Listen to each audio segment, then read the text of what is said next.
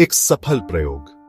तुम्हारी रुचि जिसमें अधिक हो, ऐसे किसी उत्तम विषय की कोई ऐसी पुस्तक चुन लो जिसका लेखक कोई योग्य व्यक्ति हो और उसमें नवीन एवं गूढ़ विचार हो। इस पुस्तक का थोड़ा सा अंश बहुत धीरे धीरे एक एक शब्द पर विचार करते हुए पढ़ो और फिर रुककर उस विषय पर खूब गंभीरता के साथ मनन करो।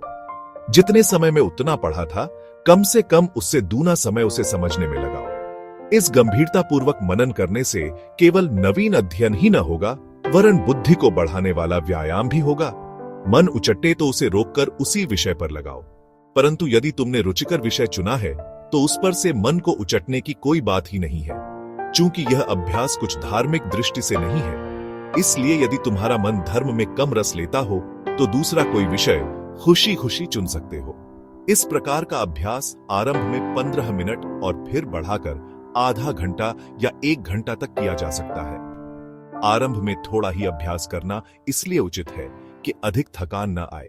इस अभ्यास में दोनों ही लाभ हैं। जिस विषय को विचार के लिए चुना गया है, मनन करने से उसमें बहुत सी नवीन बातें मालूम होंगी और उसमें अपनी विशेष योग्यता हो जाएगी। दूसरे, प्रकृति अपनी निष्पक्ष और उदार न्यायशीलता के अनुसार तुम्हारे परिश्रम का बदला बुद्धि वृद्धि के रूप में दे देगी। मनुष्य की आत्मा ज्ञान स्वरूप है।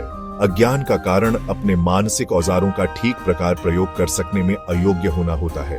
इसीलिए औजारों को दोष देने की अपेक्षा उनको चलाने का अभ्यास करो। अपने को बुद्धि का गुलाम मत समझो। असल में बुद्धि तुम्हारी सेविका है। मैं ज्ञान स्वरूप सच्चिदानंद आत्मा हूँ। बुद्धि और ज्ञान का अविरल स्रोत मेरे अंदर बह रहा है।